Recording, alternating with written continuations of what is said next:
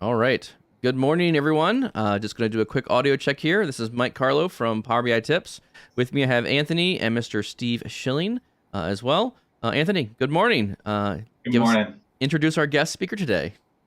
Yeah, it's one of those bright and squirrely Mondays for me. So really happy to be here, and we have Steve Schilling. So with that, Steve, we're gonna be going over the topic, and this is one that you and I have talked quite a bit about it with Dataverse and Dataverse for Teams, and how that kind of plays in the broader ecosystem when you're building applications. And so this will be really exciting to go through this. And Mike and I actually, right before you jumped on, what we're talking about this too is. This is this area where there's so much potential in this space, and we're really excited Totally. to be here and learn more about it. So with that, the topic, what it is and why should you use it? So that's going to be an awesome topic. Thanks, Steve, for volunteering. Sure. Okay. Little intro here, Milwaukee Power Platform User Group. This is something that we've put together a little bit over a year ago now, Yep. and we've had a ton of fun in this space. So continue to follow the event, or I guess the Milwaukee Power Platform User Group through LinkedIn. And then with that, we have just quick introductions. We'll do a presentation, and Steve always has his demos lined up. And at the end, if there's any questions, we'll make sure that we wrap those up and incorporate that into the presentation. All right, with that, a little bit about myself. My name is Anthony Escobedo, the Milwaukee Power Platform user group founder. Had a lot of fun in this space, saw that there was a need, and I guess I was a part of the SharePoint user group prior to that, and now we have a more specialized kind of user group here that we can take advantage of. I'm a technical architect at Concurrency, and I've been in technology for 8, going on, actually, I think it's 9 now. I just got to update my slides. But at the end of the day, I continuing talking about traveling, and that we do that through our experiences, and happy to have Steve here. Follow me on LinkedIn, Twitter, and I have my personal website with some blogs and some other information about myself. Again, just really excited to be here and learn more about this topic from Steve. Okay, thanks, Anthony. My name is Steve Schilling. I'm senior manager over at Productivity, and I've been in the IT industry for like a million years now. But more recently, like the last 18, I guess now, in the Office, SharePoint, collaboration space. Starting out back as far as SharePoint 2003, and much more recently working, primarily in Teams and Power Platform, Dataverse, Power Apps portals, which I, shameless plug. I did a presentation a few months ago here at the user group on that. Yeah, not his first time. Looking forward to talking about Dataverse today, and some of the things that have come up, for me over the past year or so are things like large SharePoint lists, on premises when people get a large list and they don't want to deal with it. They just up the threshold, and then when they go to SharePoint Online, they find out that, oh well, that's not a movable target anymore. So Dataverse actually kind of comes in handy in some of those situations where there are a lot of SharePoint lists that are large and can be dealt with that way. So that's kind of what got me into talking about it today, is that I don't hear enough of people talking about it and why they should use it, and how they can use it both natively and in Teams. Yeah, I think one of those things too is that, Steve, over our conversations, the fun solutions that you put together in the last, year or so, specifically in the Dataverse side, or the Dataverse for Teams or portals, and just having lived in this space now for a while, and being able to now give some of that feedback back to the community here. So this is really exciting. And we also have Mike here as well. Hello. So we'll give him the stage here before we jump over. Yeah, I'm very excited for this topic. I mean, as a small business owner, this resonates very well with me just in general. Steve, just particularly, I'm a guy who runs a lot of my business in SharePoint lists. And so, at some point in time, things are going to get larger, and it's going to get to a point where I'm going to need to start thinking about what's the next more sustainable part of this solution as I grow my internal solutions. And I'm working with clients right now, business departments, business units, same kind of scenario, right? We've got a lot of data. We're comfortable. We're moving away from Excel sheets. We're kind of doing the SharePoint listing, and there's probably like another grow up path here away from the lists and more into a Dataverse environment. So really excited to see how this is going to move forward. I'm just going to be the producer, kind of in the behind the scenes here. I'll catch questions across the social media areas, and I'll feed them over to Steve. Over to you, Steve. Okay. Well, let's see here. Yeah. Sorry, my mouse just went a little bit nuts on me here. No worries. So here's our agenda. What is Dataverse? Why should I use it? And how is the Teams Dataverse different? That's one of the things that comes up is, well, if I can do all this stuff in Teams, and Dataverse is there, then why do I need to, pay the extra money for Dataverse? And we'll talk about some of those limitations of Teams Dataverse here in a bit. But let's, kind of get right into it here and talk about, the Power Platform. This is the old slide for the Power Platform, where we have our, 4 basic products and then kind of our layer underneath. And then the new one basically swaps out common data services with Dataverse. And Dataverse has had many names. It's had, let's see, common data services. I think there was some talk about calling it DataFlex at one point. I don't think that ever became a real thing. There's what XRM, I think, is the old Dynamics version of it. So a lot of different names. When you get into the team space, they called it Oakdale before it went live. So that's one of the things that we'll talk about is kind of some of the naming and terminology. And, we think about things like there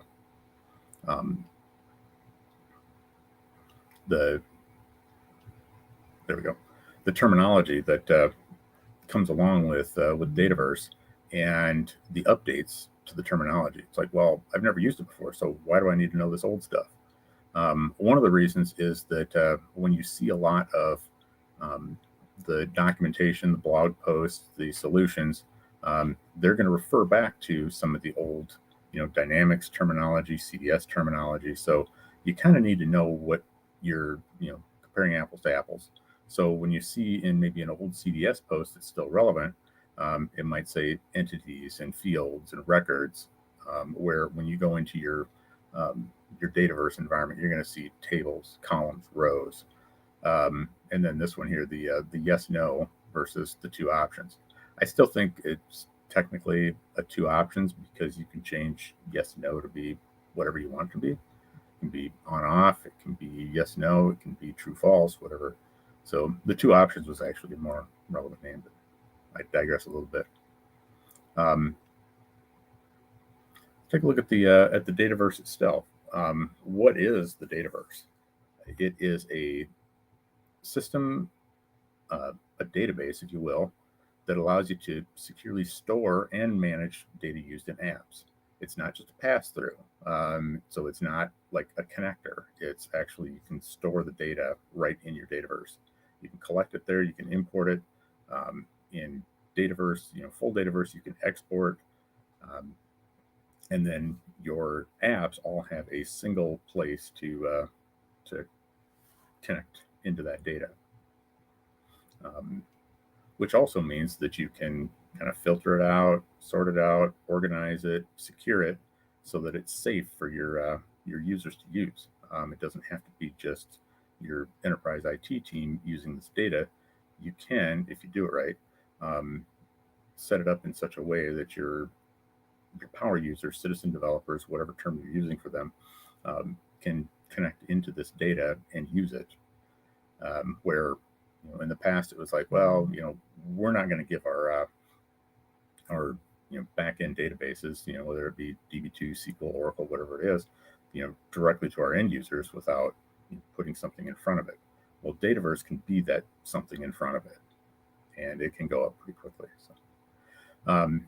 So Dataverse is how Power Apps and Office and Dynamics all use, the business data that you have.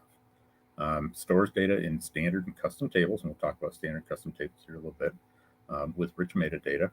You can build the Power apps, workflows, chat bots, things like that can go against the data that's stored in Dataverse. And then we can add business rules, validations, and security. And the security is actually kind of kind of a nice deal with Dataverse, and we'll talk about that a little bit too. Okay. Here's the kind of the Microsoft diagram for what Dataverse actually is. It starts out, it's basically, Dataverse is an API. The tables, the views, the forms, the things like that you create in the Dataverse really, end up getting consumed by your applications. So it's what they call API first. Everything is there, and then you've got Power Apps, flows, teams. Anybody know what this icon is here? It's a little kind of sideways looking 8 thing here. That's Visual Studio. So even custom apps can reach in and grab data from Dataverse. So that's huge. Or anything else. Yeah, it is. I really like the idea of being so this is the principle of like low code, no code, but yet there's still like a rich layer under the hood that does have pro code type things in there. So I love the fact that they're having this approach of here's a bunch of UIs to help you make it easy. By the way, everything's still built on robust code. You can go modify and go deeper when you can't quite get everything done in the UI. Oh, absolutely. Yeah. And whenever we would go back to predecessors to something like Dataverse or even SharePoint, things like that, things like Access, you get to a point in Access where it's like, well, I can use Access for most things, but then I get to a point where it's above my head. I need to add in multi-user capabilities or something along those lines, and then you have to bring in your professional developers. Well, exactly.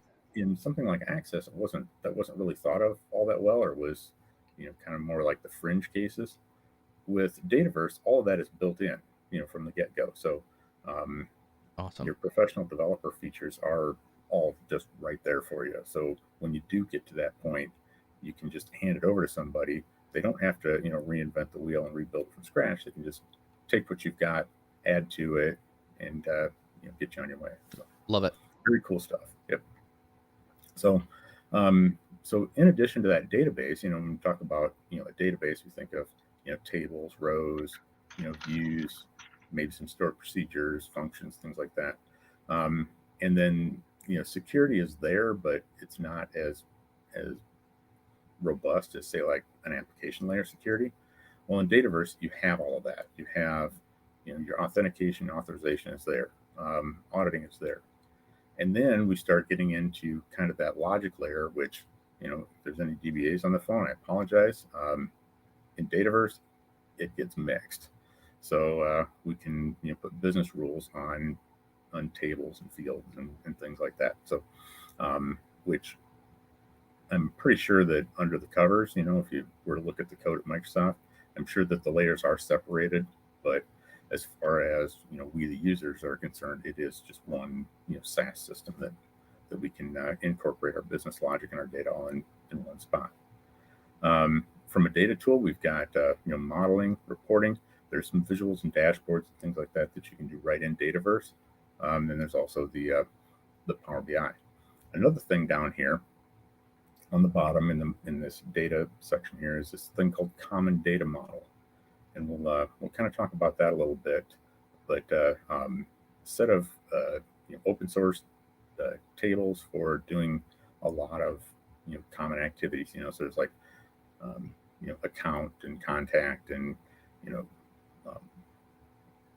tables like that they've set up that kind of represent a lot of normal business.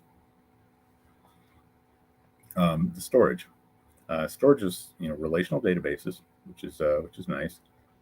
You can store files and blobs in there, log files, semi-structured data, data lake stuff.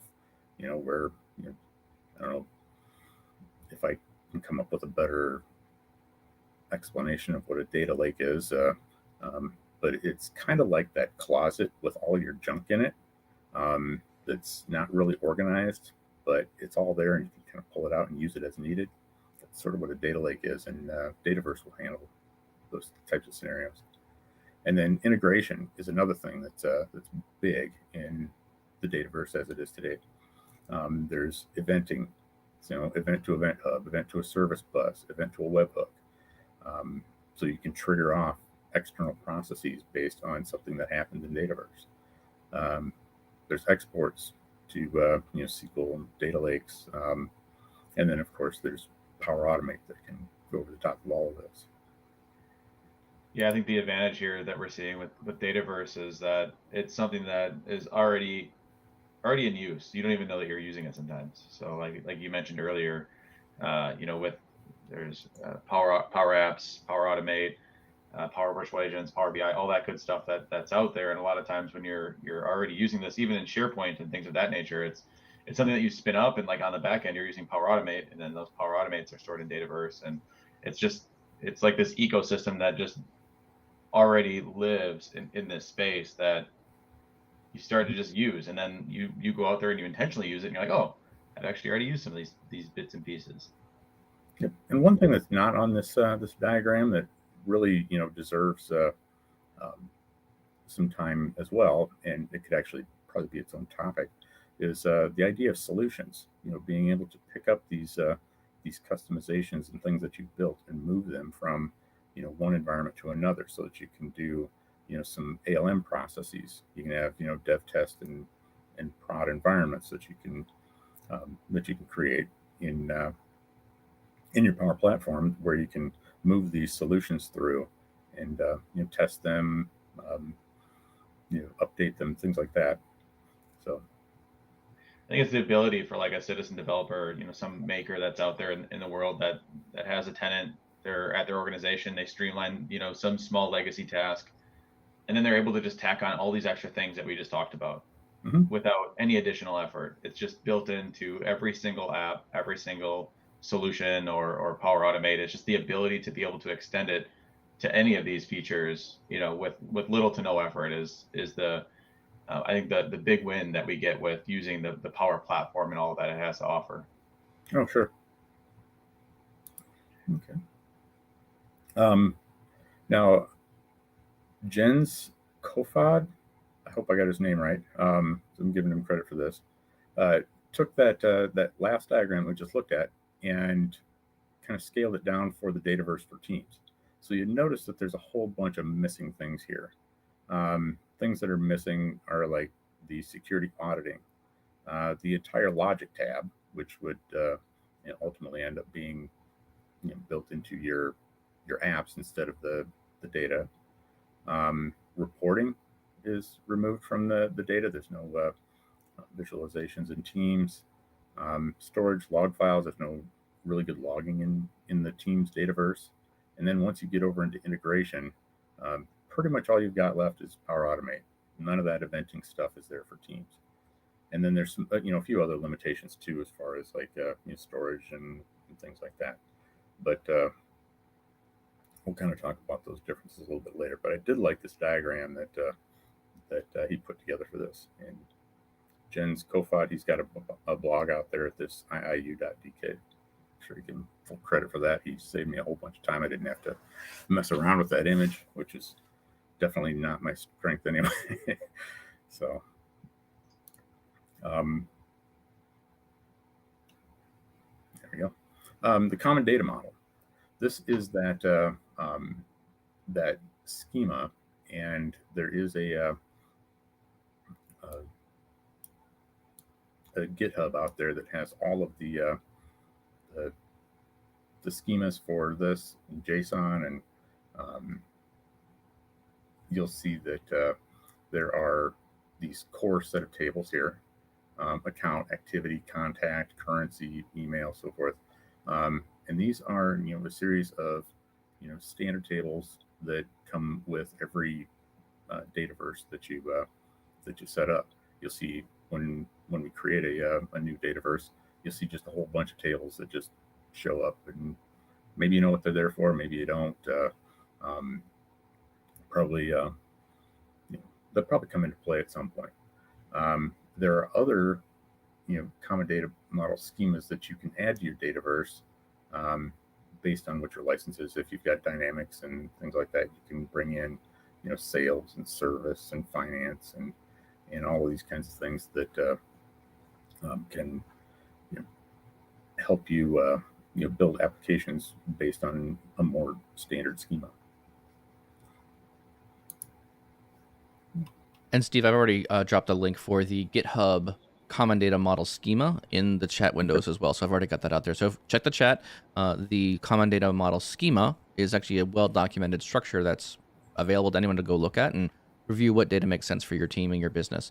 This is something that Microsoft makes sense to look at this because from a Microsoft standpoint, right? They are interacting with hundreds of customers, and these are the common patterns they're finding across industries and companies that, hey, if I'm a manufacturer, manufacturers care about these kinds of columns and this kind of data. So this is a good place to start thinking about your company. And I think a lot of times when I work with people and companies around this, they're like, well, our business is unique. Yeah, to a degree, right? And so there's a lot of this concept here. If you can conform your internal data to what the standard is, you can get a lot of bang for your buck right out of the gate by using this kind of common format and schema here. Yeah, to kind of build on top of that, yes, every company is unique, but when you think about it, only about the last 10% of it is unique. Yes. So when you've got a Dataverse and the common data model like this, you can take that common data model schema and extend it. Yes. So when we get down into here, we've got these standard tables that commonly used concepts and activities. That would be like your account, contact, customer. Any of your activities like emails and letters and things like that you send out, campaigns, marketing campaigns, that kind of stuff. And then you can extend to make your business unique without having to start from scratch and rebuild the 90% that's already there. So very cool stuff there, and it's got it's already built out with the standard stuff that 90% of the people are going to want or use. But then you have the ability to extend those with custom columns and relationships. So anything that you think is relevant to your business, you can add it. And you can also distinguish what is custom from what is standard. So I'll kind of show that here in the demo. Custom tables, if you've got something that doesn't fit in the common data model, great, add a table. You can add tables, you can add as many as you want. You can add relationships to those and set up your own schema within a schema. You can set up your business rules and validation, calculated columns, things like the old, in the SharePoint world, you would have a lot of, either SharePoint Designer or, Power Automate flows that would do things like, well, if a column, is set to this, then I need to go and update, this column with today's date or something like that. You can do that not just at the application layer, but you can do it at that data layer so that it's consistent across all of your applications. And then we've got another thing here that's actually very, very powerful as well. Import and synchronize. You can pull in your data from external sources using the connectors, like you would see in Power Automate and Power Apps, and use Power Query to kind of tweak that and manipulate that around to get it where you want it to be. So very powerful stuff as far as the import synchronize. You don't need to use like SSIS or other heavy-duty developer tools to bring that data in. Sophisticated security model, providing row-level security and models hierarchy, and also I don't have it listed on here, but field-level security. So say like on a customer record, you've got customer name, address, all the goodies. But then it gets to stored credit card number. You can secure that down to where almost nobody would be able to see that, and then you can also calculate a column that would be like the last 4 digits. So really cool stuff like that, and that's all built in. Which I remember back in the day, if we wanted to do something like that, we had a lot of work to do to kind of build something where we could implement a field level security.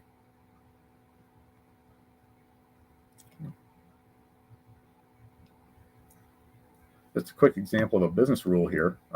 It's a GUI designer, and it would be something like on the account, if check the credit limit if it's over probably $1,000 or $1 million, who knows.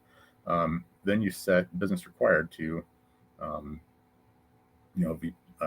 basically you want a VP to approve it. You can set up these kinds of simple set a column, clear a column. Let's see, what else can we do here? We can validate data, show error messages if it is outside of a range. And then if you're using model-driven apps, you can also show or hide columns. That would be like on your forms and views. Enable and disable columns, so that if something doesn't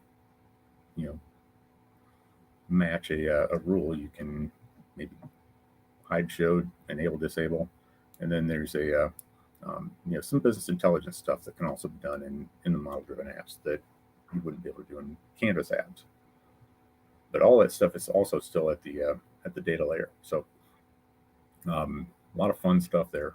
So something interesting I want to point out here is you're talking about Dataverse, but yet I see here on the screenshot that you're showing, you're actually showing like a Power Apps in the upper left-hand corner on the ribbon bar here. So this is this Power Apps or is this Dataverse, or is it the same? How do you describe this to clients? Because to me, this is an area where I think Microsoft could use a little bit better messaging around where I'm at and what am I looking at here. So maybe you can explain for us, how am I looking at, like, in your world, your lens on this?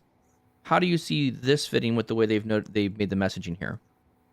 Right. So when we go into the Power Apps Maker, and when you see this, and probably in the context of like the Microsoft documentation, this a screenshot like this would make better sense. But you're going to be in the Power Apps Maker portal, which is going to put you in this where your top bar here is going to say Power Apps.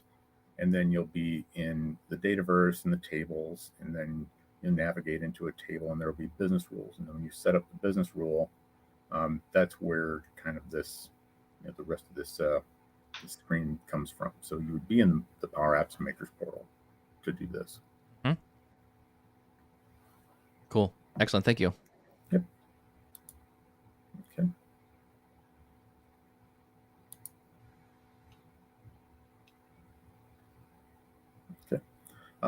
Why would we want to do anything with Dataverse? Well, it works with any kind of data, relational, non-relational, file, image, data lake. You can pretty much bring in whatever you want to it.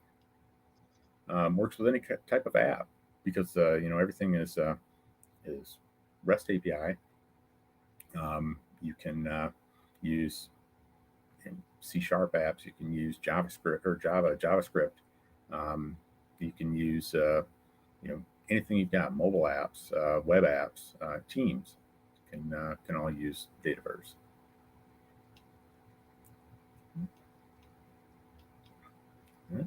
Analytics. There is some built-in analytics in the Dataverse. You can create some charts. You can create some simple dashboards based on the data that's there. Plus, you've also got Power BI that has a connector right into the Dataverse that can, pull out the data and do whatever you can do in Power BI, which is, just about everything. I still get whenever I go into Power BI, all the stuff that I never knew that I could do, I'm always finding something new every day. So, and that's just going to continue, I'm sure.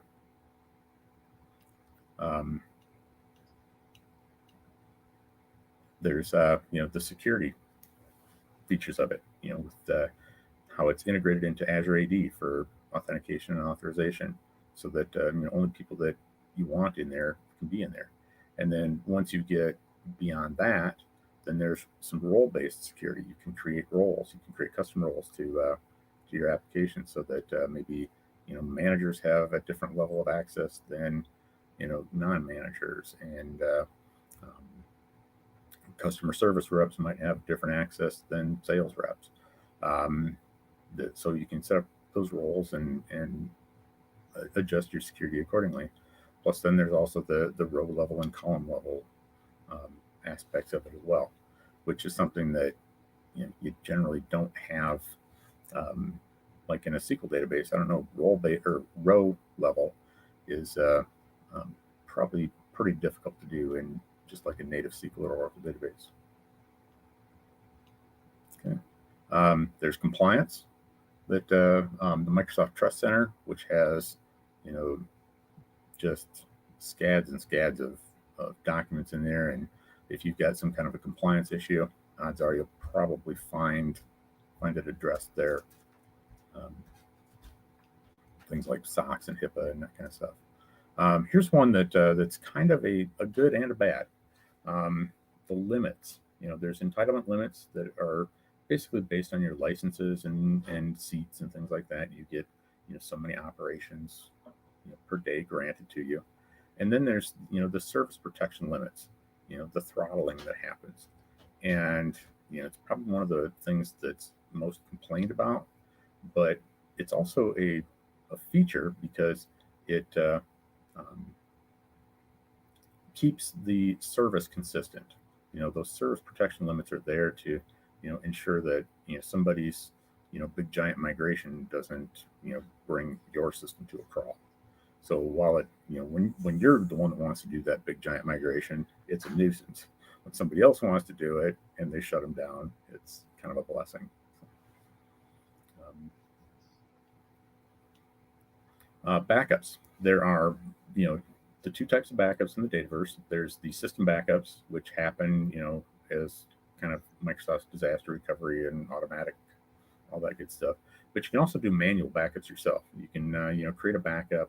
Say like if you've got a production environment and you want to import some a new solution or an updated solution, you can back that up manually before you do it, and then restore it if you need to. Steve, one thing with the backups is how easy it was to do that too. And I think it takes like a backup like every couple hours, by the system. But like you said, if you're making major changes, you just click a button and the manual backup's done within a few minutes. It's very seamless. I was very surprised when I did that for the first time. It was pleasantly easy, and then it showed up right away that, hey, there was a manual backup that was taken. Yep. And then with that also, you don't need to if your Dataverse database is big, you don't need to find storage for that. A lot of times, when you've got like a SQL database and somebody wants a one-off backup, it's like, oh, geez, I got to go and find another 100 gigabytes to back up this database, and that might take me a couple of days to find a spot to put the backup. Well, okay, I don't want to deal with that. So Dataverse, it's in the data center there, and I'm sure that there's a big operation of handling storage and making sure that there's plenty available. But to us, it looks just like magic. I mean, we want to take a backup of a 100 gigabyte database. It's like it just happens. So yeah, click a button. Yep, click a button and it goes. Depending on the It's crazy size how much is at your fingertips as an admin. Mm-hmm. You start to look at like the reasons why you said why Dataverse. And it's just being an admin and then looking at a browser screen and then being able to do all these things with the click of a button. Now imagine having to do all of this if it was a SQL database or whatever it might be, but it's an on-prem kind of database that you have to take advantage of. And I mean, to be able to achieve what we're seeing on the screen here with something that's on-prem, it takes so much more work to be able to take advantage of these features. And it's as simple as like backups. I mean, there's programs that do that, but you have to maintain those programs. Here, it works. Mm-hmm. And even when you talk about backups for other cloud services like SharePoint, I mean, I don't know people that are doing regular backups on SharePoint Online. SharePoint on-prem, it's there's it's kind of a cumbersome process to actually fully back up your SharePoint on-prem. But in the Dataverse, you can, like I said, you can kind of take a backup of these things before you make big updates. And if it doesn't go right, you've got a backup plan. It's always been one of the things that people talk about when they're doing changes to SharePoint. It's like, well, we got to do change control. So, always on one of the change control questions, it's well, what's your backup plan? Well, let's see. Once we start, putting stuff into SharePoint Online, we got to keep going until it works, because there's the undo button just isn't there really terribly easily. So, but with Dataverse, there's an undo button, and you can confidently say, well, we'll take a backup of the thing, and if we have to back it out, we will restore. And there's like 3 buttons on that screen, so it's like you either backing it up or you're restoring. So and you're clicking a button to do either. So there's the 3 buttons that you get. Yep.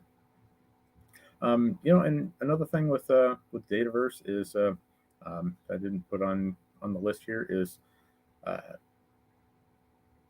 your applications. It's kind of it's a really nice midpoint of kind of that low code and full fidelity code like you would have with a web application in SQL Server, and that kind of an architecture, where once you get past the simple SharePoint list library scenario and you need something a little bit more, Dataverse can definitely fit into that spot very easily, and you can bring in your SharePoint list data and your file data and consolidate it there and move your application to the next level.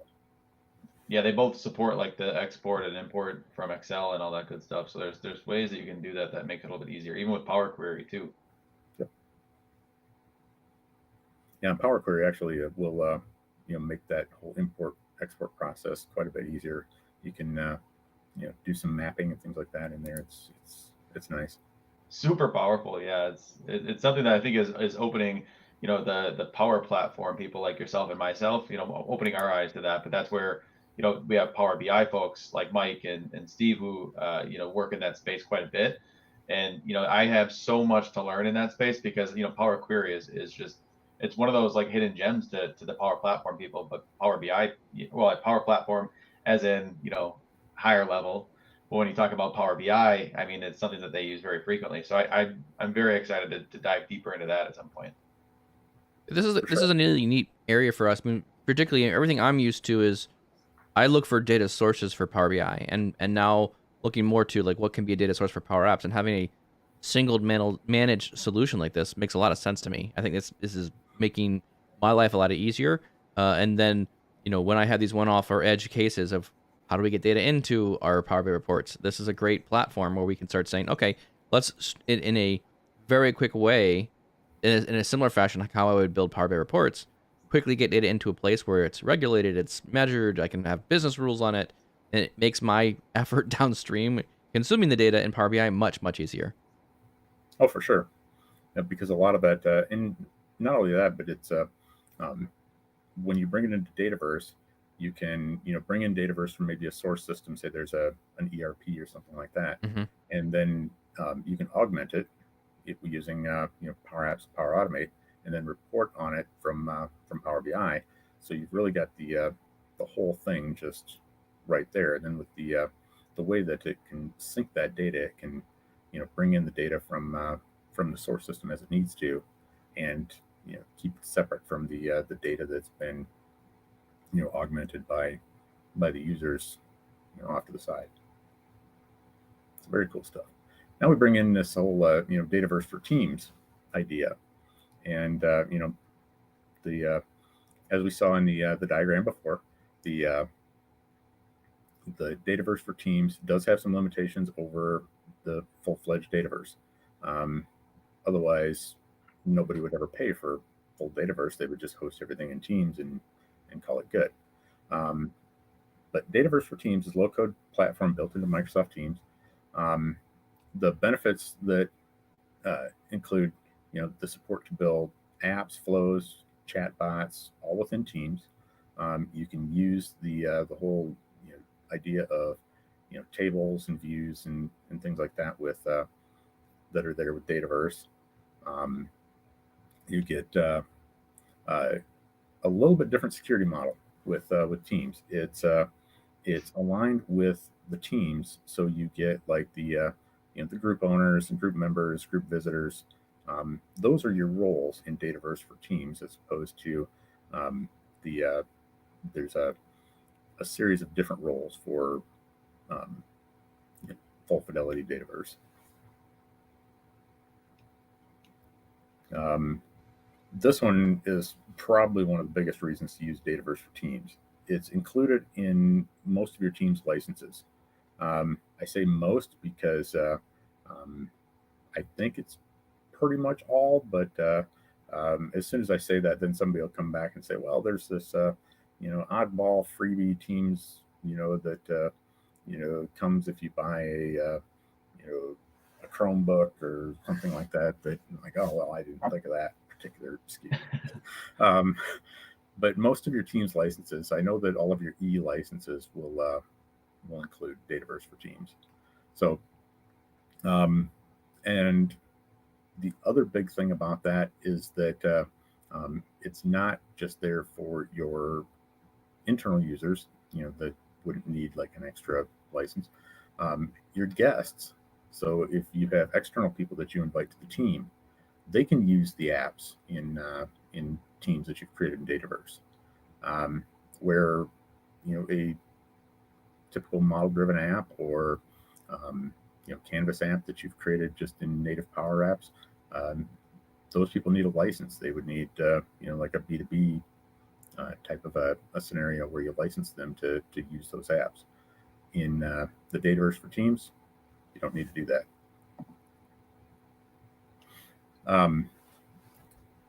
You can support in a Dataverse for Teams, you can support 1 million rows, which when you start talking about large lists in SharePoint and things like that, you can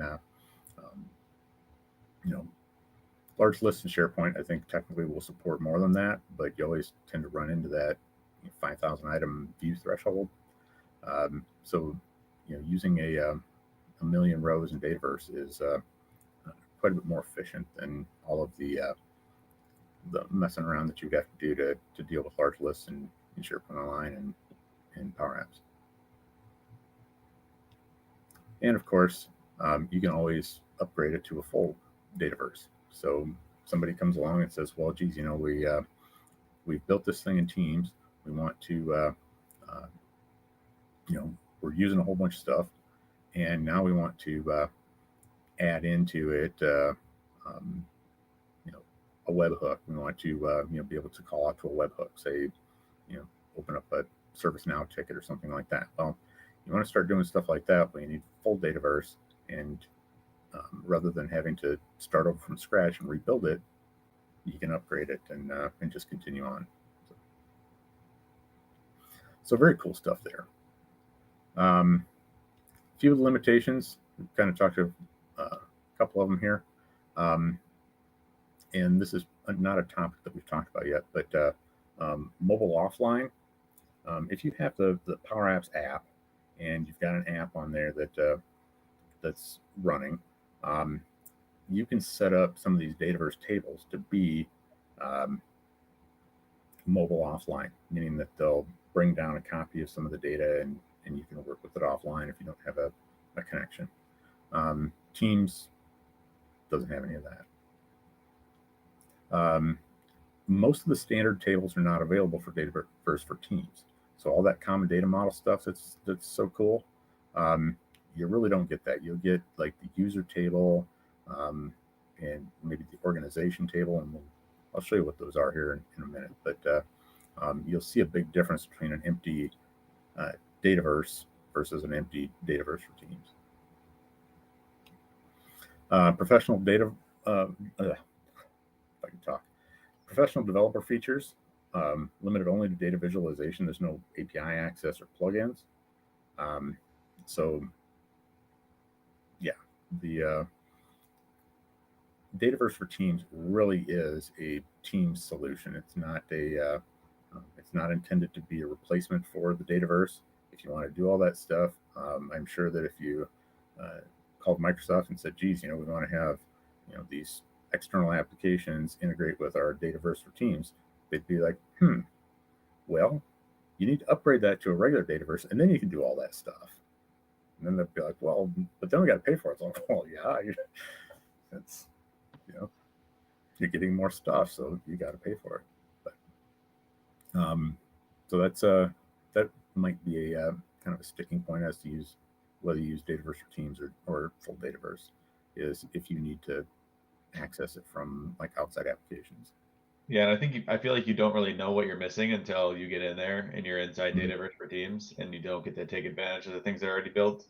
That's when you start to see like, okay, I did save some actual time there. Otherwise, it's when you're in Dataverse for Teams, you're starting from scratch.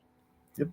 But it's also that grow up story too, right? I mean, so the idea here is like get started with what you're doing in Teams, and then it's an easy one button press to promote it into full Dataverse. So it's kind of like that. Okay, you don't need everything to get going. Just start figuring stuff out, and then once you hit a hurdle, at that point in time, you can say, what is the real business value of what we're producing here? And then, yeah, you can decide, yeah, this makes sense. Let's push it all the way. And that's the thing. The grow up story of this is really interesting to me. Yep, exactly. And so that's a great point. You get into you set it up in Teams. Any of your Teams users can do this, and then you can, if they get to that wall, where they need some additional features or support or something like that, they upgrade it. They run out of space. There's a 2 gig limit on the data that's in there for Teams. They can upgrade it, and then they've got, I think, for some reason I was thinking that the limit is 4 terabytes of a Dataverse database, which is huge. I mean, 4 terabytes. I remember when 1 terabyte was just considered science fiction. I don't even think the Starship Enterprise had a gigabyte of storage. But, yeah, I think about when you go way back, and we talk about like, well, 2 gigabytes, 4 gigabytes, terabyte, and it's like, yeah, there was a time when nobody even thought about that. Now it's like, well, is that gonna be enough? There was a time when we talked about in megabytes. Like there's a whole world of like, how many megabytes does your computer have now? Like it's not even, things are crazy these days. Yep. My first computer was an IBM PC. Had 2 floppy disk drives. Careful now, you might date yourself a little bit here. Yeah, I'm dating myself a lot, but it had 256 kilobytes of RAM. Whoa, you were talking in kilobytes. Oh my gosh. Yep. And my current laptop has 64 gig and 3 terabytes of storage. Yeah. Laptop. This is things you drag around with you. Like, I know your first computer wasn't something you were dragging around anywhere. No. That thing weighed 100 pounds. That's like a box. Made out of the case was made out of steel. Oh my gosh. Wow. I mean, it'll withstand, like a nuclear blast, I think, but it's still running all the Internal Revenue Service stuff. That's all they run right there, right? Sure. All the government programs are also running these old boxes. Nice. So another couple things here that aren't in Teams. Model-driven apps are not supported in Teams, and neither is the component library. So when you're creating apps and you want to either bring in a component library or something like that, share it, it's not available in Teams. And some of the security features, like custom roles, because it is integrated with Teams, and you have to kind of use the group roles that are there. Those aren't there. Activity logging, auditing, field level security, not there in Dataverse for Teams. And most integration features, as we saw in that diagram that Jen's put out, pretty much all of your integration is wiped out except for PowerAutomate, which in most cases is enough. So there's a lot of stuff happening out there that's just on PowerAutomate. You don't need any of the automatic eventing and things like that. So just because there's these limitations, there's still a lot of stuff there. So we have like 10 minutes for your demos yet, but one question that I was thinking is your business rules. Is that something that you can take advantage of with Dataverse for Team? I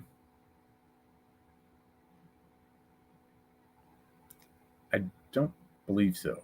We're going to find out here. Link it right. There's another question here from LinkedIn, if I can throw in there another one here as well, is Adam's asking, what are some of the decision-making factors when comparing whether an organization would use a Dataverse or a Power BI data flow, or if they can just both use Power Query Online?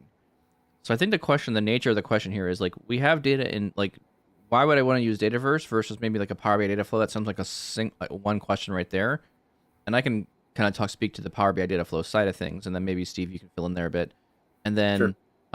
So I'm going to just touch on the Power BI question and then the Dataverse side of that. So Power BI and data flows is really connecting to a data source and shaping that data and bringing it and preparing it in a way that would be ready to go for your Power BI report. So technically, you can't edit data in a data flow. You're basically connecting to something else that has the editable data, and you're bringing it forward. And you're going to do some transforms to it. So if you just want to load data from a system and bring it to Power BI, data flows might be a good option.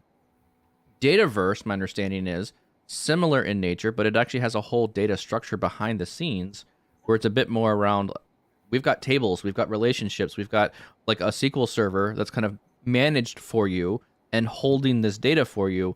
And now you have the ability of going to insert, update, edit records, all that kind of stuff, and do all these automatic backup things. So Dataverse is like another level deeper, saying this is a live data source that could be operational, meaning you're running your daily business on it, but also it's an area where you can report right out of. And then maybe Steve, did I catch it there? Is that kind of where you would think of the breakpoint is? Yeah, that the biggest thing there is that when you bring that stuff in via Power BI, you're bringing it in and you're transforming it. And it's kind of more of a read-only. Correct, read-only space. There. Yes. Where when you bring it into Dataverse, you're bringing it in, and then you're bringing it in kind of that same way. I mean, you do the same types of transforms and connections through Power Query that you would in Power BI. Sure. But you're bringing it into a structure that is read-write. So yes. Your inserts, your updates, like you said, are all relevant there.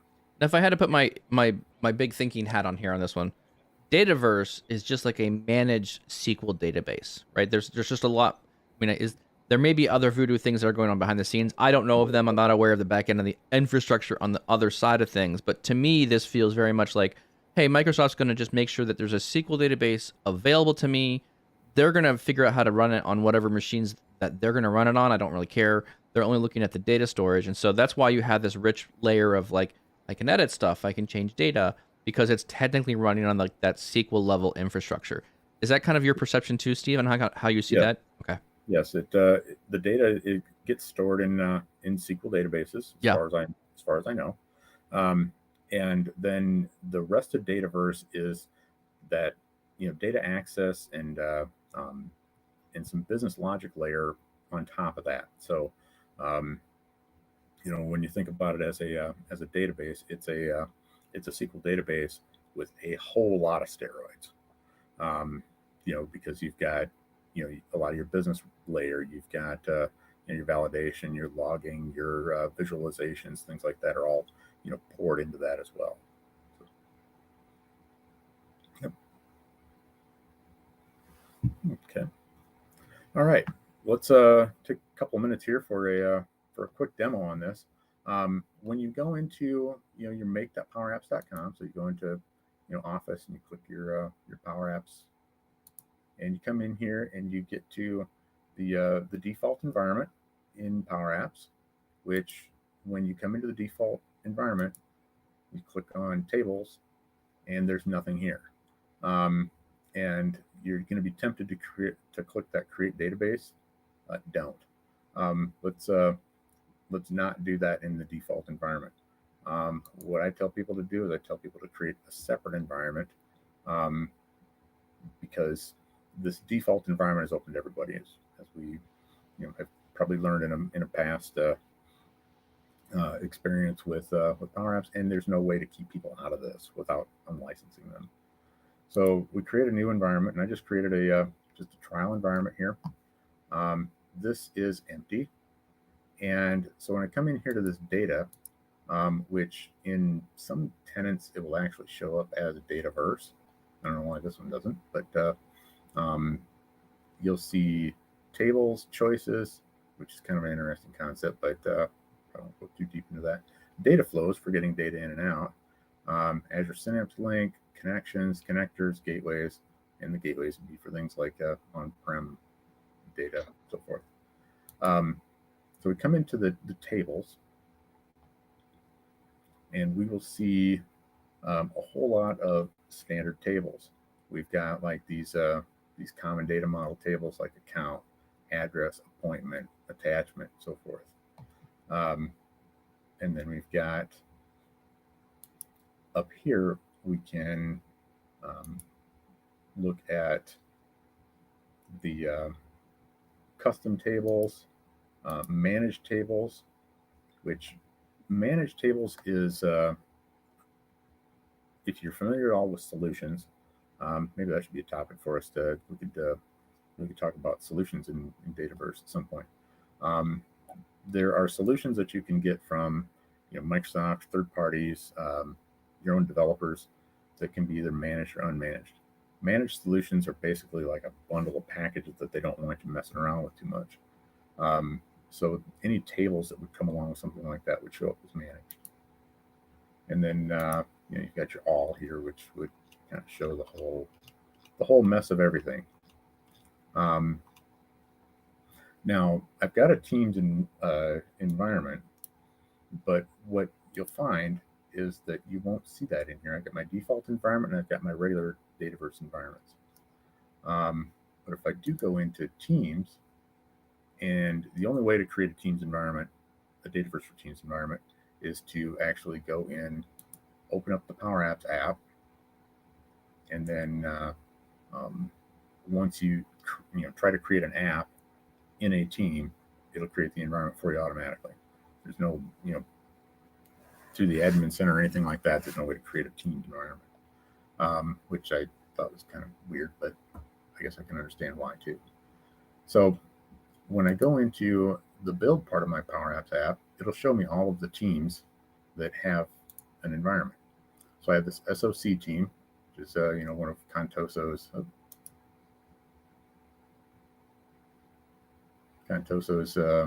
default teams, and they should have an environment there. And if I go to the Power Platform Admin Center, I'll see that there's an environment of types Microsoft Teams, but I don't see it in Power Apps. So here's something that is also kind of a nugget. If you want to see those environments, you go to Flow instead of Power Apps. And then you can see basically the Dataverse environment. Don't know why that is. Yeah. I always thought that they were very, very much the same because you can do a lot of the same thing in both. Yep. You should be. You should be able to. I mean, you come in here and you think, all right, well, I've got an environment here, and I've got an environment here, and they should actually show the same thing. But Flow. So that's a good tip. What you're saying is that in Power Automate, that it's a different experience that you get when you're looking at the Dataverse environments inside of Power Automate. It's different than what you would see inside of Power Apps. Right. You'll see your Teams environments in Power Automate, but not Power Apps. So I'm sure there's a reason behind it, but I'm kind of curious what that is now. Yeah, I can't see there being a reason, because I would have expected them to kind of use the same code, but guess not. So we get here to tables, and I'll just quick try to show the new table interface. I'll create one of. This is actually one thing that the DBAs would probably like on this, where it gives you a display name and a plural name. So a lot of times, if you've got, say, you want to create a table of meters, best practice is to go singular with your table name and then, have a plural elsewhere. But this can kind of help people, keep people in line with that. You give it a primary column name. And the other thing that it'll do is you can have a display name that has spaces in it, and it will automatically do that. And of course, it doesn't like. One of those things that you start to dive into, like the natural flow of how you create SQL tables, columns, and all that good stuff. It feels very familiar when you're, or even SharePoint columns, things like that, or Excel columns. It feels very much the same. It's very intuitive. It has that pop out that makes it simple to digest. Yep. And it takes a little bit to provision a table because it's got to create a whole bunch of stuff for you. And I think I've already got one here in Teams. Just a couple minute warning here. Yep. So I'll kind of give you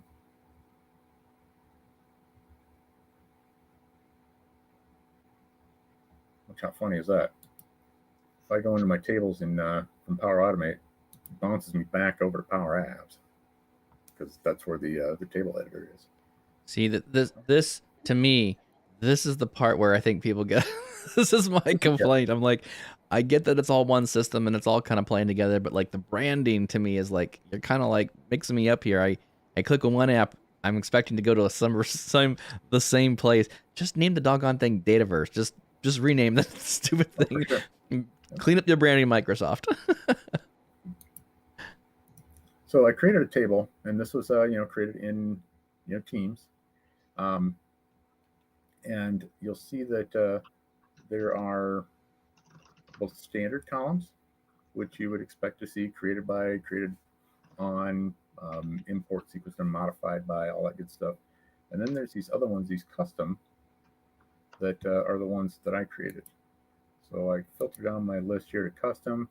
The only things that I really care about are the transmitter ID, utility type, name of the meter, and then whether or not it's active. But in order to do all of the other cool stuff that Dataverse does, it needs to know all of this other stuff here. So, the time, the version number, all this stuff, and this stuff is all available to you, which is kind of nice. And you think about, well, how many times have I had to dig in and get a system column? It drops all that stuff in there for you. Over in the Dataverse, you have pretty much the same types of things, the same standard columns. One big difference between these two interfaces is this stuff across here. So you've got your relationships where you can relate it to another table, business rules, views, forms, dashboards, charts, keys, alternate keys, what that one is, commands, and then data. Over here in the Power Apps version, you got columns, relationships, and views. So no business rules, no keys, no visualizations, none of that stuff. So that's one limitation there. It almost makes it like more digestible by end users too, because like if you're brand new to this and you start in Dataverse for Teams, you look at all those tabs and all these things that are going on, you're like, wow, there's a lot of things that I can do here, and where do I start? But then you look at it in Dataverse for Teams, they boil it down to that, those core concepts for you, and which make it a little bit more digestible. Yep. So okay, so that's kind of just a quick look at what the Dataverse is versus the Dataverse for Teams. When you come in here, you can create your apps, and in a regular Dataverse, you can create Canvas, model-driven, or portal apps, which we talked about once before. When you're in Teams, when you go into the Build tab, you can do a new, and you can do an app or a chat bot. But then there's also, when you click the See All, you get kind of the advanced view of things, in which case you can go in and you can see your tables and create them there. So you don't actually have to bounce out to Flow or Power Apps to see that stuff. That's just kind of the backdoor view. So I can come in here and I can get to the same edit screen for my tables right in Teams. One thing you'll also probably notice about Teams that is annoying to me anyway, probably isn't for everybody else, but the Power Apps app doesn't support the dark mode, which why it looks weird here. But okay, what did we have for questions, and did we get them answered, or? I think we've got one here at the very end. Questions. This is from Raphael off of YouTube. Any SQL versus T-SQL, I think was one of the questions. He's kind of so this is going to be kind of like a rattled list here, but there's a lot of little questions here. Can you use any SQL versus T-SQL inside using this environment? Let's start there. There's a couple other questions I'll try and throw together here too. Inside this environment, as far as being able to query out the data, it's going to be pretty much a Power Query. Okay. So you can use, well, not so much in Teams, but in Power Apps, you can use data flows, which can, push data in or out, and it uses, Power Query and connectors. So pretty much you're lifting, like, you're selecting a couple columns and kind of lifting the whole table, kind of is what you're basically doing there. You're not going to do a whole bunch of like direct SQL queries against that information. You wouldn't do direct SQLs again. Yeah. SQL queries against those. Perfect. And then storing blobs versus Azure Blob Storage. So is everything on the back end here? I mean, this is all inside the SQL server. They're not using blob storage. That to me sounds like a source. It might be. And once we get under that layer of Dataverse, we don't know what Microsoft is doing with it. That's true. Yeah, we really don't.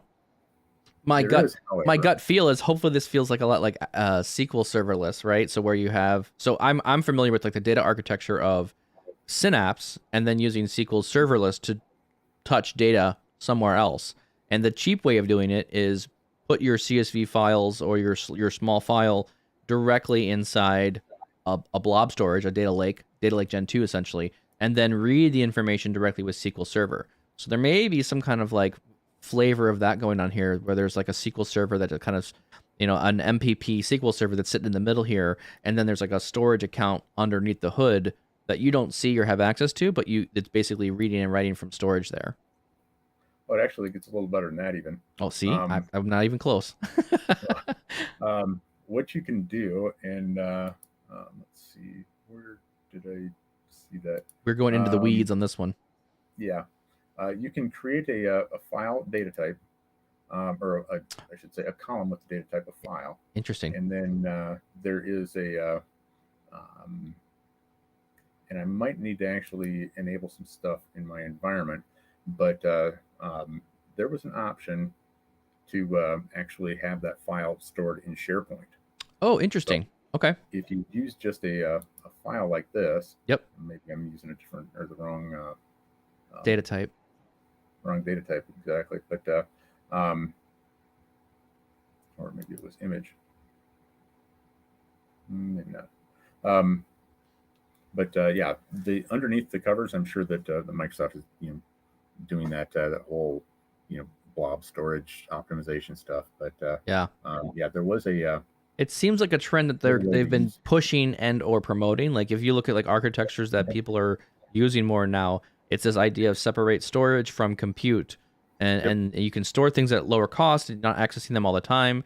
But then they're doing a better job of modularizing, making a module that is compute layer that could either be, and now they're looking like it's SQL and Spark potentially too. So I really like this new architecture that they're driving people towards, and I think it really makes sense in cloud spaces or cloud technologies at this point. Yeah, last time I had to deal with any of that kind of storage stuff, it was you keep your transactional stuff on your faster disks, and then you've got the old spinning disks in the back room that can store blobs. Exactly.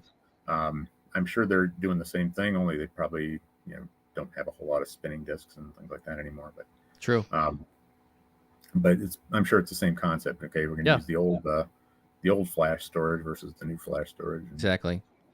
Another one here, another question around is, and this is one I'm gonna skip around here just a little bit. Raphael also asks, most importantly, can I export my table to Excel? So the table's there, I need to get it out to Excel.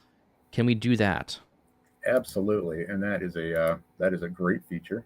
I mean, every tool is not a real tool until you can export to Excel. I mean, sure. that is my gauge for like, is this a real tool I can use in the company? Can I export to Excel? Yeah, checkbox. Okay, that's my first requirement. Is this Um, a Microsoft tool or not? this is, yep. And what you do, and I'll do this again. You go into your table and you can edit your data in Excel. Ah, nice. And this is Ooh, actually this is even super better. cool. So it opens it, and then It's just kind of creating like a real time connection to the data, so that way when you hit save, you can kind of publish it back in. it totally is. Oh my gosh, I love this stuff. This is the best. And Okay, this is a great example. this is going to make your whole hour worthwhile, right here. Yeah, this is the cost of entry right here. Your price to play here has been worth by this one feature alone. If we would have led with this, everybody would have bailed out. we would have doubled the audience. But what we've got is we opened it Yep. up, and this is my table, and it's Nice. saved as a local Excel sheet. Yeah. But then of course comes Authentication. in here, and you've got a Oh, little look at this. add-in Okay, cool. that you sign into, and then of course And sometimes we'll even do that just to create the framework of what you're going to work with too. If you're going to be importing certain things or working with data, there's going to be certain ways you're going to be able to do it through this, and this has been a lifesaver for me. I like this idea. This is pretty slick. yeah, I didn't this know is all kinda this running existed in Excel for you. here, but yeah, you sign in, and then hopefully it doesn't want to try to automatically sign me in. I should have. And so this is the idea, is making sure you have the right account access. It takes you in, yeah, and then it'll then link into you that table. So, I love this. This is very similar to what I see in like Analyze in Excel, but it's again read-only version of this, not actually like being able to edit data like here. I do this with Azure DevOps. There's another connector that I use very similarly where it creates a connection for me. I can extract everything out of Azure DevOps and then push everything back into Azure DevOps by building out, and that makes things so much faster for me. There's just small things that just make sense to do it in that space, right? I mean, totally. Not everything's gonna, it's not a one-stop shop, but Excel is very versatile. It's very flat. Well, it's a very business-centric tool, right? I mean, that's what we're very comfortable with. Like when I need to add a couple numbers together, or I need to sum something, like that's what I'm dropping into. Like that's like a basic of Business 101. So to have something like this available to us still and integrate it with these deeper tools this is where you should store the data. That makes total sense. Yep. And then the other thing about this is it's more than just, publishing. It's a full tool here. You can go to here and it'll bring in your lookups. So you pick one. Oh my goodness. And then it's and your choices. Oh wow. Like that. So, and then when you click, you can do whatever you want in here. You can save it. Like I said, this is saved locally. Like in my downloads folder. Yep. And then I can publish the data back, and of course, I did not know this. Changes the read-only fields, but is this also based in like? I mean, this can work for the Teams Dataverse and the regular Dataverse, correct? This does work for the Teams Dataverse, okay. And but one thing about this that I found is that this connector does not seem to want to authenticate at all if you put it like in a Teams tab, but you can run it out in full standalone Excel works inside Teams. Embedding this as a tab inside Teams, maybe not the best idea. Yep, and makes sense. I think makes sense. Hopefully that's going to be something that gets fixed, because this is super relevant. That would hold us back from using like SharePoint lists. Or one of the big features of using SharePoint lists is that ability to throw it into a tab. Yep. Be able to do some bulk stuff. You can just see all the data right there. Boom, change it, and everything else downstream automatically updates. Yep. Totally good. Yeah. If we could get this into a Teams tab where people can use this in the Teams tab, then a lot of that reason for using SharePoint lists goes away. Oh, I like it a lot. I'm a big fan. I'm a big fan of making tables in Excel. That's a huge one. The last one I think here is a question around. Well, there's kind of two more questions left. One would be around just query folding and using Power Query. So just to be clear, in Dataverse and Dataverse for Teams, both of those will allow you to use Power Query, correct? They will. With Dataverse, you can use your data flows and your Power Query going in and out. In Teams, it's just one way.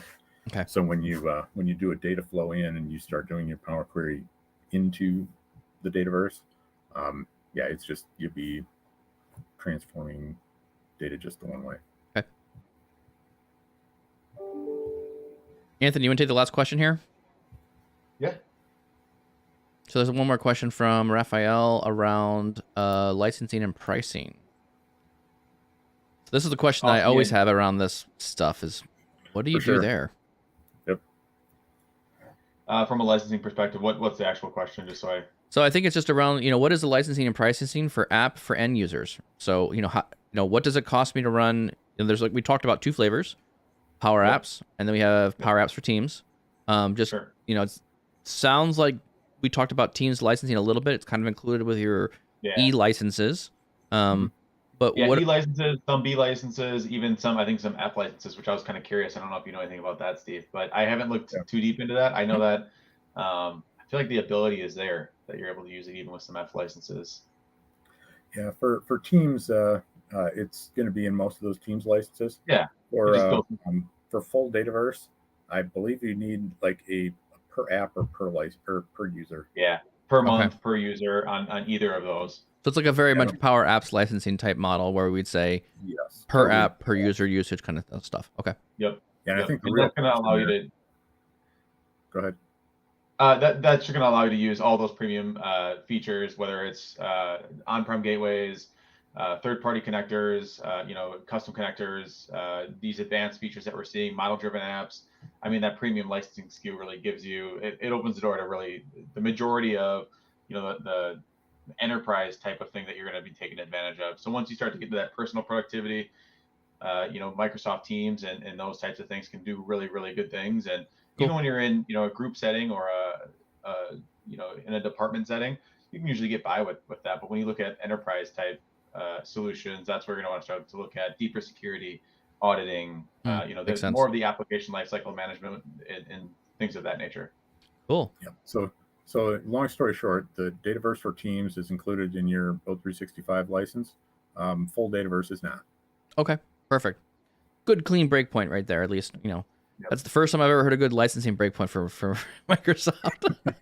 Now, what it costs and all that kind of stuff, that's a totally different story. I'm not going to ask that question yet because I know that's another whole session.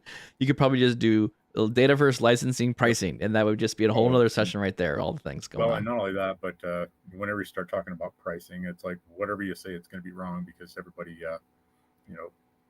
based on their volume and that's true. That, yeah, it changes. Yeah. Yep.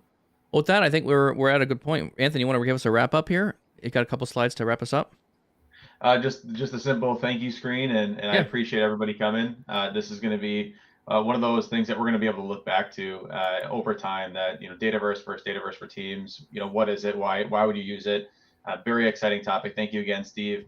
And actually, in just under an hour, or actually just over a half hour, I suppose, that we have another. We're going to have another conversation around GitHub and have that. And what that looks like for the Power Platform. So again, it's going to be another good conversation. Steve, thank you for coming back your second time. We look forward to having you a third. I know that you were looking to sign up pretty soon here, so we'll keep the ball rolling. Maybe we can talk about solutions and some of this deeper dive stuff into the Dataverse. Thank you so much. Appreciate it. Yeah, thanks for breaking this down. Awesome, guys. Well, thank you very much. That was another user group session in the books. We'll get it out there on all the social media things. If you are following along, please go find us on LinkedIn. We are PowerBI.tips on LinkedIn as well, so feel free to register there. We have a whole bunch of events coming up. We have events all week this week. We also do, as PowerBI.tips, we also do the Explicit Measure podcast for anything around Power BI related things. Anthony runs all of our Power Apps stuff. So Anthony is the user group leader for anything Power Apps and code related things. And we're going to have another session here in about 12 noon Central Standard Time. We're going to do another session just around GitHub 101. So if you're familiar with GitHub or you want to hang around for that one as well, go grab some lunch, take a little break. We'll be back in about 30 minutes. Thank you all very much. We'll see you around. Thanks, Steve.